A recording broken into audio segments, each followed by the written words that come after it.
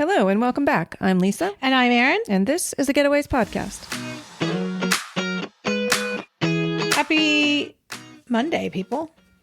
It's not Monday right now, but it's Monday when you're listening. It'll be Monday when y'all tune in. Y'all, you're from Texas? I just went southern. So we're going a little off the normal path today, talking a little more generally about travel. Yeah, we're going to talk about hotels and Airbnbs. I know we talk about it sometimes in specific episodes, but we're just going to talk about it all in one episode because it makes or breaks your trip. Well, it can, certainly, yeah. Oh, it makes or breaks. In my opinion. She's feeling a little dramatic today. But there are certain instances where there's a clear choice between the two, and other times when it's just what you can find and what's available. But we should get into why we make the choices we make and how we decide. And then you guys can do it on your own. Yes. For your own house. All right. So should we just start with what's the most important? Anywhere? Yeah. Well, I mean, it depends. It's different for everybody, right? But the things that we can take into consideration is how long we're going to be there. Yes. How many beds we need. Yes. If we're all going to be in the same place. So meaning we need 3 beds, right? So it's not that often. You'd have to get either 2 rooms in a hotel, which can get pricey. Correct. Or Airbnb. Correct. And then the dog is an issue too. And these are all specific to us. Should we talk about what's most important as travelers coming from America, say? Sure. It's location. Yeah. Because if you're going to say $50, but you're far from the city center, say you're in Florence and you can get a hotel near the airport for €50 a night less than in the center, it's not going to be a great trip. Right. Well, you also need to take into consideration when you choose the location, whether or not you're going to have a car, whether or not there's public transportation nearby, and how much time you want to spend in transit versus in the place that you came to visit. Correct. Okay, I guess that we should preface it by when we go to a city for the first time, we usually like to stay in a hotel for at least one night. Especially if it's when we've planned to go to Budapest several times, just to be really blunt, that feels more foreign than most places that we go. So it's kind of nice to have the infrastructure of having the concierge and having people, somebody right there to be able to ask questions to, and just being able to if you're meandering around and just putting the hotel name in and being able to walk back to or get back to where you're going or show the name of the hotel to your cab driver or, whatever, that gives a layer of security and peace of mind, I think sometimes when you're in a foreign place. And especially if you're going for just a night or two, if it's a short trip, hotels 100%, because it makes so much more sense than and hard to find Airbnbs that go for shorter periods of time. Yes, definitely. And I will say that we book more Airbnbs and hotels, but we do stay in quite a few hotels.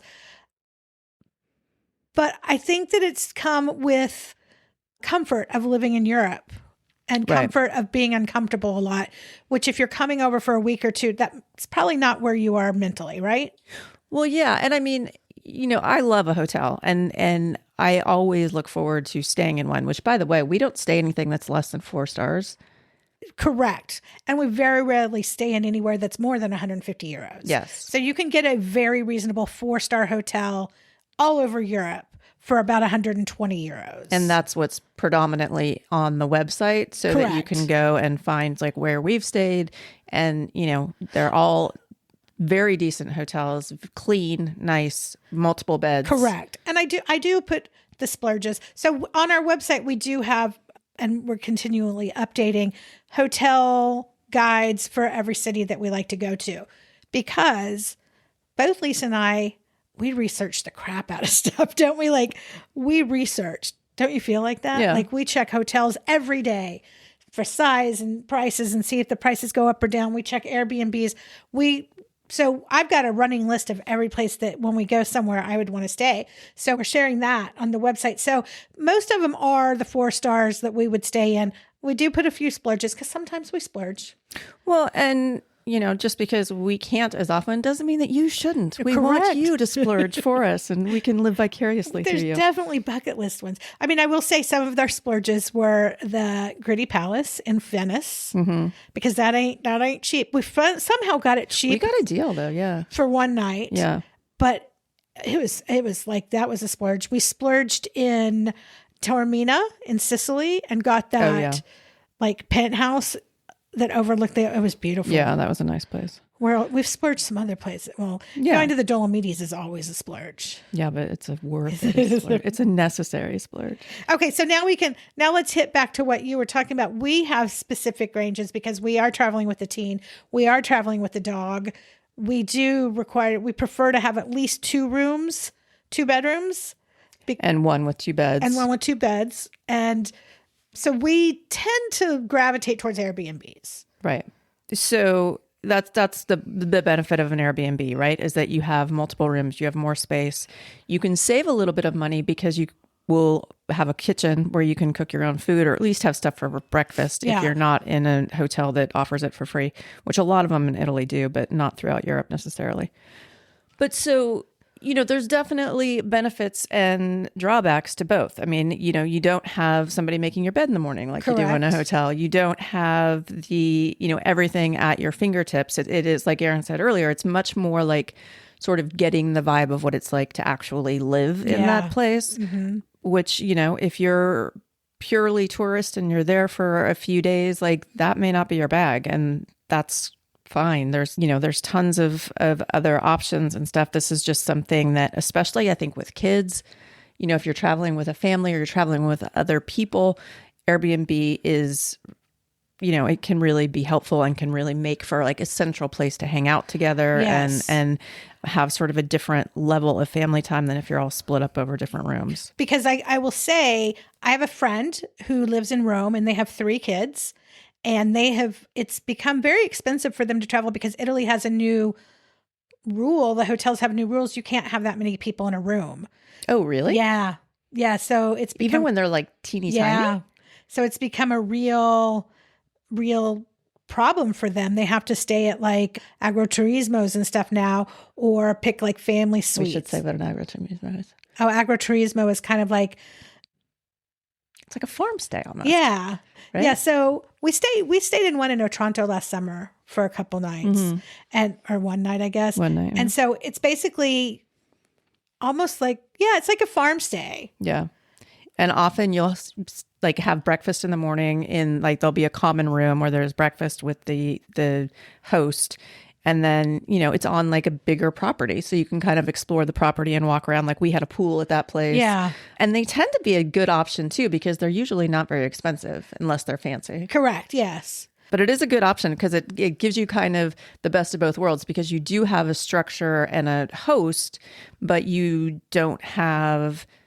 But you maybe have a bigger space, or, you're out in the country, but you have a little bit of guidance and maybe like, a shuttle and stuff that comes back and forth to the city. So that's something else to consider. I will say that I haven't put up any agroturismos on our website, so I should do that. Yeah. And another thing I will say, especially if you're listening in America, Europeans use booking.com more than Expedia. So you're going to find a lot more of the agroturismos and Airbnbs and even hotels that aren't necessarily on Expedia, you'll find on Booking. Booking's not my favorite. Well, you had one not great experience with them, but I think in general, they're pretty good. Yeah. Yeah. And their prices are pretty good. Their prices are pretty good. And I do compare them with Expedia, and a lot of time they're better. Yeah. So keep that in mind. Yeah. The other thing that you have to think about, this is a stupid thing, and maybe it doesn't happen when you're outside of Europe, but a lot of the times when we're doing like price comparisons, it'll be in a different, what's it called? Like domination, not domination. What's the like dollar to euro? What word am I looking for? Denomination. Denomination. I was close. Yeah. And so then it gets confusing about how much stuff is. So when you're price comparing, just make sure you're all in euros or dollars or whatever. And I'm going to tell you this too, if you're price comparing, and this is like really getting down to the nitty gritty of stuff. But if you have a VPN, what did you say? I said I like a nitty gritty.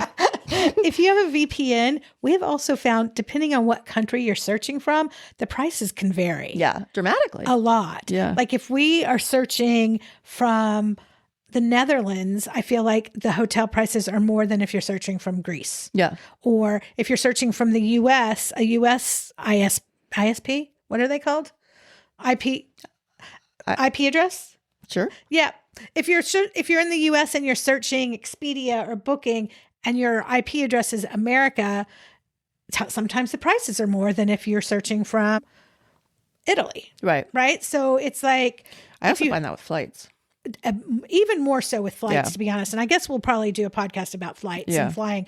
But yes, definitely more so with flights. So if you do have a VPN, or if you're going on a trip that seems to be expensive, just buy one real quick, like subscribe to ExpressVPN or something and try it out, because I definitely have found that it fluctuates quite a bit. Yeah.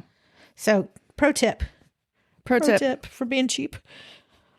All right. So should we just run through like what we think the pros are for each for hotels and then separately for Airbnbs? Yes. All right. So let's start with hotels. Hotels. Pros. The infrastructure, like having a concierge or a front desk to ask questions to. And like, you know, we'll tell you where the hospital is and like stuff that, you know, is just so everything's right at your fingertips in terms of that. There's usually a restaurant. Yes. Which like if you're traveling on a Sunday in Europe, is important, as we've told you before. Yes. So if you haven't listened to all our episodes, especially in Germany and Switzerland, but all over, France. And France, stuff's closed on Sundays. Restaurants, a lot of restaurants are closed. In tourist areas, you'll find some open, but grocery stores closed. So just keep that in mind with Airbnb. So that having everything at your fingertips. Yes. Housekeeping is a big one. Big one. Parking. Yeah. But parking can get pricey, but it can. Yeah. Oh, also the pros is it's great for a short stay. You know, If you're only there for a day, a night or two, that's the direction you want to go. Cons, more expensive potentially. Price, yeah. And less room, less sort of homey vibe, and price also including not just the nightly rate, but also having to go out for every one of your meals. Every meal. Yeah. So it does get pricey. When we come home from dinners, like if we're in an Airbnb, we'll all sit around and watch TV. When we're at a hotel, Dylan and I say goodbye to Lisa and we go our own separate way. And I think it makes Rex sad. Yeah. Because he's used to being with all of us. Yeah. All right. Is that it for cons? I think that's it for cons and hotels. So pros for Airbnb. Space, kitchen, sometimes parking, sometimes not parking. Also, you should look, if you're getting an Airbnb, you should just make sure that linens are included, because it is possible, and this doesn't happen a ton, but every once in a while you'll see like you have to either pay additional for linens or you have to bring your own. So just be aware of that. That is a con, but I put that in the wrong place, but I didn't want to forget it. I've got some cons, but I'm going to put them in the right place.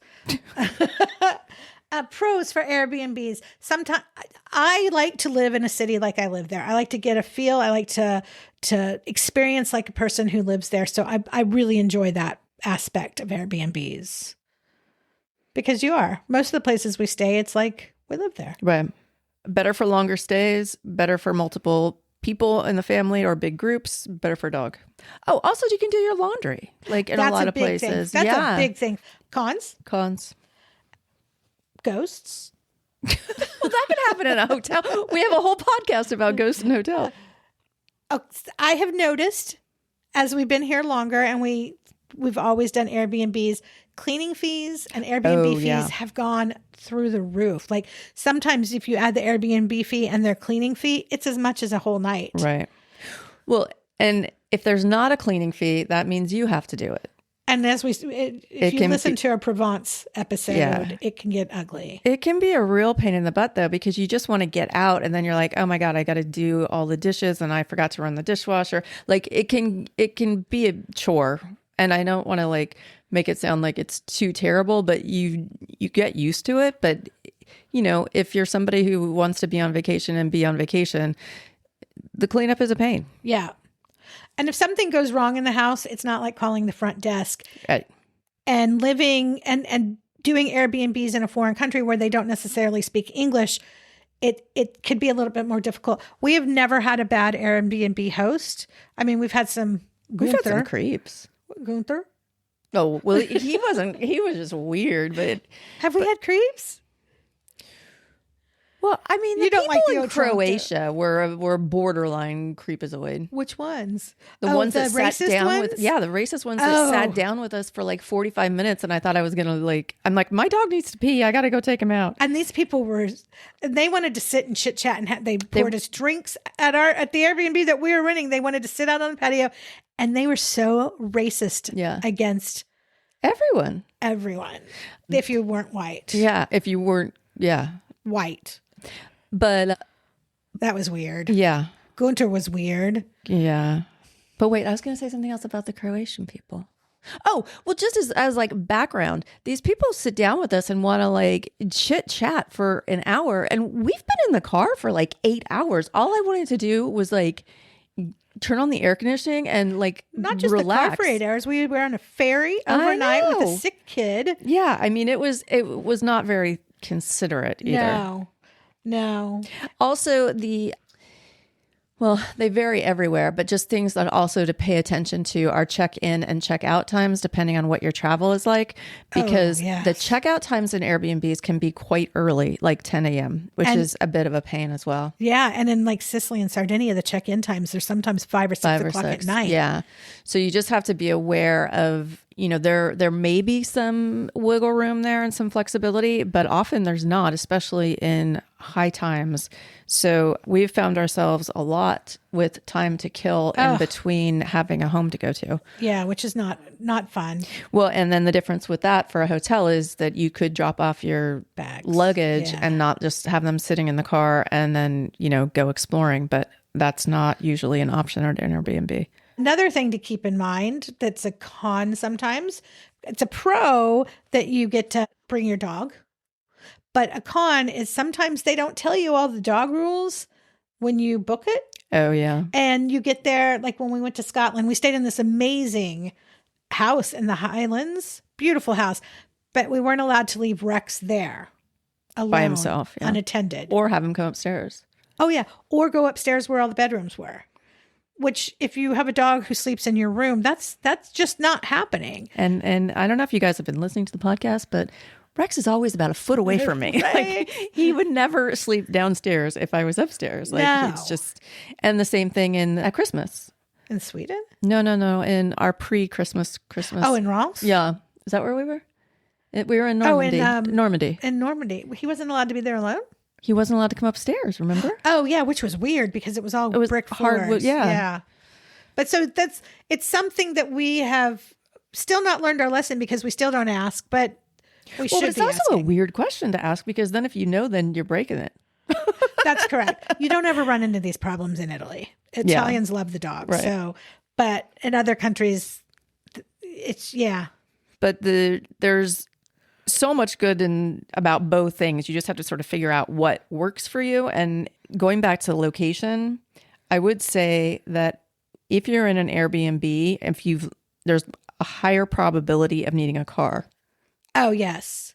Well, yes. Unless you're in like a walking city, like in Prague, you don't need a car. Florence, Rome, all those places you can get around. But in like the Champagne region or Versailles.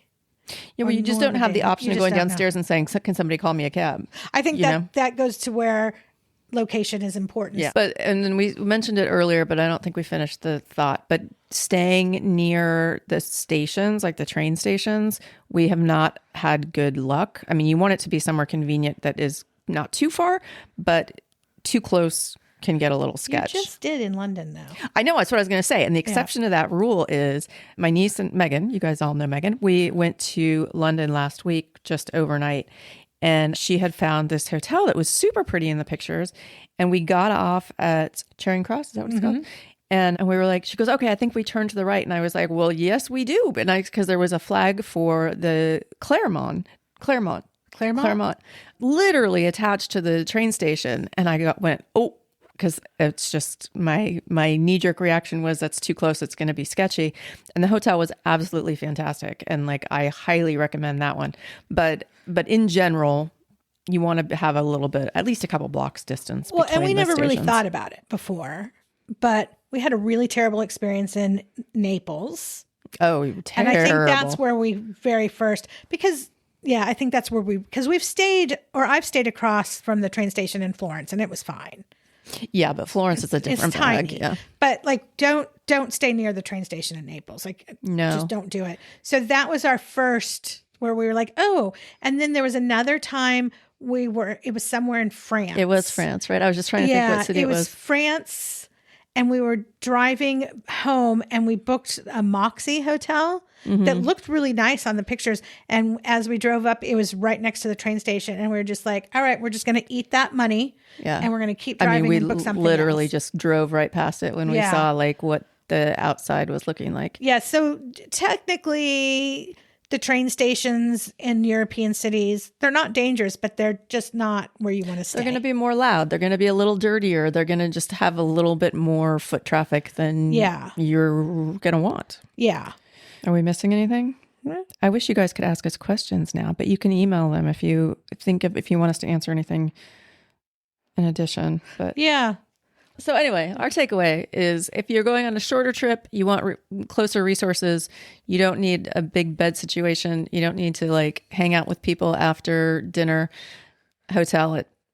And if you need any of those other things, you need your bigger group. You want to cook in yourself. You want to do laundry. You want to, have a little bit more of a homey atmosphere. Airbnb is your thing. If you want to choose something sort of in between that, you've got the agriturismo. But that's really just in Italy. Yeah. There are some farm stays in France, but mostly in Italy. All right. So have fun. That's what we've got for you. Check out the website and make sure that you check out our recommendations because we are careful about what we suggest. And only places that we would stay. Yeah. So or have stayed. There you go. You've got our word, man. www.thegetawayswithaz.com. And we'll see you next week. Thanks for listening. If you have questions about hotels or Airbnbs, or you want to know a specific one that we've stayed in, just email us. You can email me at Erin@thegetaways.com and I will answer all your questions because we got a bunch of questions about restaurants in Prague. Yeah. And we like to eat. We do. All right. Thanks for listening. Bye. We'll see you next time. Bye.